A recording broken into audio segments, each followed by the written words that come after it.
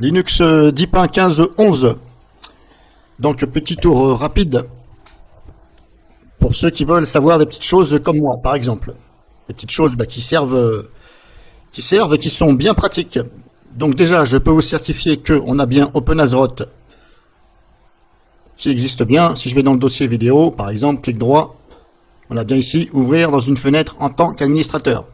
Donc voilà, pour ceux qui cherchaient, comme moi, ce qui évite de taper les commandes, et ce qui est vraiment nul à chier de devoir taper une commande dans le terminal alors qu'il était si simple de faire ça. Bon, après il y en a qui me disent que c'est une question de sécurité, mais moi je leur réponds, de toute façon, ça demande un mot de passe. Donc, excuse-moi, ce n'est pas une question de sécurité puisque on demande un mot de passe. Et le mot de passe, c'est sécurité. Et de toute façon, il est bien plus pratique d'avoir ici, au lieu de se taper le terminal à chaque fois. Et en plus, pour ceux qui ne savent pas les commandes, pour les utilisateurs simples, c'est beaucoup plus pratique de l'avoir. Voilà, de l'avoir. Donc elle y est, je vous le certifie. Au niveau de la Logitech, le gestionnaire de logiciels, etc., la Logitech, vous avez l'onglet qui est bien pensé ici, désinstaller. Voilà, qui vous facilitera la vie de savoir qu'est-ce qui est installé et ce que vous voulez plus. Donc vous ouvrez la Logitech, ici, hop, la fenêtre, le store, on appelle ça.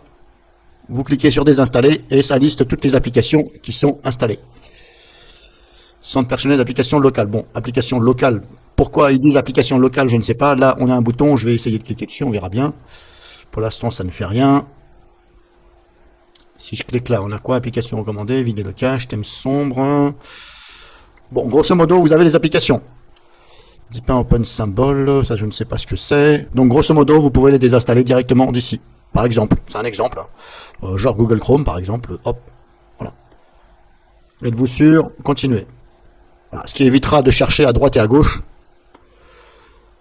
Comme dans certaines distributions, on est obligé d'aller à chaque fois dans les trucs là pour aller chercher et voir. Bon, il était si simple de faire comme ça, mais bon. Après, peut-être que ça va venir dans le temps pour les autres. En tout cas, c'est bien pensé. Qu'est-ce que je peux vous dire de plus? C'est une distribution pour les débutants, oui, bien sûr, comme je l'ai toujours dit, voilà. Ensuite, qu'est-ce que je peux vous faire voir d'autre? Le menu démarrer, il est comme ça.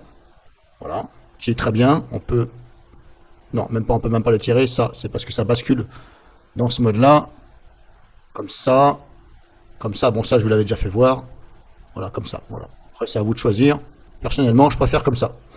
Voilà. Moi, je préfère quand c'est comme ça. Surtout si vous êtes... vous voulez passer de Windows ou alors...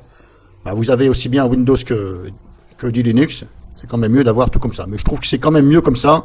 Voilà, après, c'est au goût et aux couleurs. Paramètres, qu'est-ce qu'on a?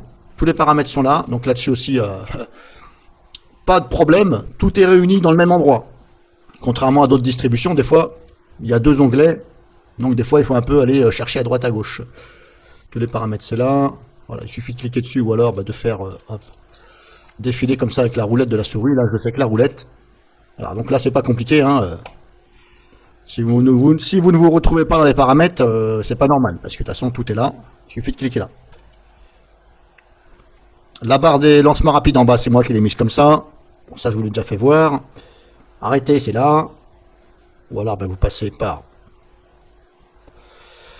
Autre. Comment je fais échapper? Des connexions. Non, je vais échapper. Bon, j'ai appuyé sur la touche échappe, là. Ah oui, d'accord. Ok, vous faites ça. Alors, il y a soit arrêt, redémarrer, mettre en veille, verrouiller. Alors, il n'y a pas... il n'y a pas de bouton annuler. Donc moi, personnellement, là, vous le voyez pas, mais j'appuie sur échappe. Donc éventuellement, voilà, vous le savez, il faut appuyer sur échappe. Mais c'est un peu dommage. Parce que je crois qu'il y a des distributions qui ont le bouton annuler, quoi. Ou échappe, c'est pareil.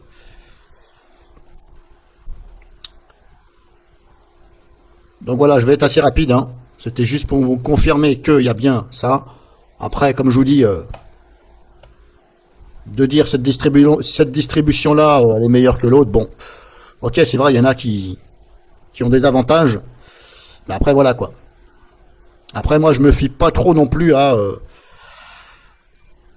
aux transitions des fenêtres et tout ça. Il y en a, ils aiment bien avoir un tas de gadgets, mais voilà, franchement, ça ne sert à rien. Voilà, je trouve que c'est un peu enfantin de dire, moi, j'aime bien quand ça fait ça. Bon, franchement, voilà. Moi, je m'en fous. Du moment que je peux faire ce que je veux comme ça, c'est très bien. Donc, c'est pas de Windows. Ça y ressemble pas non plus, mais voilà. Vous allez vite vous retrouver si vous passez de Windows à Deepin. Surtout si c'est Windows 10, vu le nombre de bugs. Après, il est possible d'avoir des bugs sur Linux, hein, je vous le cache pas, parce que bon, ça dépend aussi du matériel. Voilà, les drivers, etc. Bah, des fois, quand on voit les commentaires, voilà. Moi, je sais que j'ai eu des problèmes pendant un moment. C'est avec le Wi-Fi. Alors que ce soit sur n'importe quelle distribution. Sur mon PC Asus, le Wi-Fi qui tenait pas plus d'une heure et voilà, il fallait que je reset ma box. Donc là, ça a l'air d'aller un peu mieux. Voilà, peut-être que ça a été corrigé, je ne sais pas. Donc voilà, j'ai fait un tour rapide. Je pense qu'il y a suffisamment de vidéos sur Deepin, sur YouTube et Internet. Moi, c'était simplement pour vous confirmer qu'il y a bien.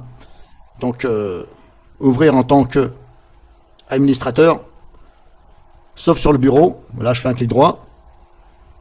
Et je ne le vois pas. Par contre, quand on est dans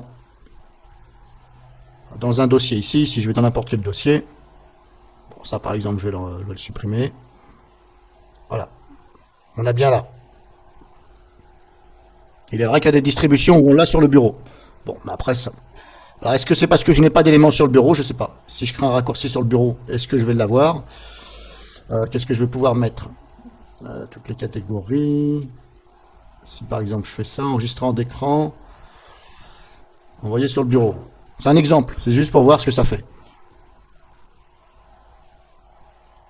Non, ben je l'ai pas. Bon, c'est voilà, je sais pas pourquoi. Bref, c'est voilà. Est-ce qu'on peut ajuster la taille des icônes sur le bureau? Je ne sais pas non plus. Je vais mettre en pause et je vais regarder parce que ça c'est important aussi des fois. Des fois, c'est pas mal, parce que des fois, les icônes, ils sont un peu gros. Et on aime bien que ce soit un peu plus petit. Bah, c'était devant mes yeux, hein, c'était là, voilà.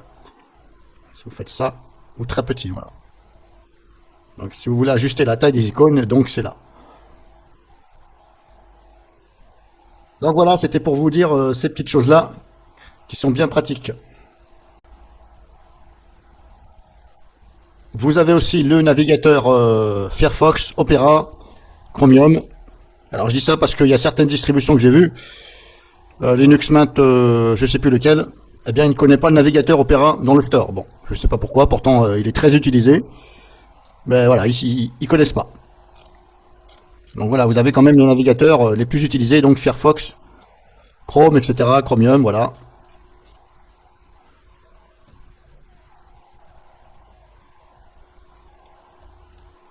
Après, si vous ne trouvez vraiment pas, eh bien, il faut installer ça par le terminal. Donc, il y a suffisamment de vidéos sur YouTube qui font montrer ça. Après, faut-il savoir le faire. Ça, c'est encore une autre paire de manches pour ceux qui ne connaissent pas Linux.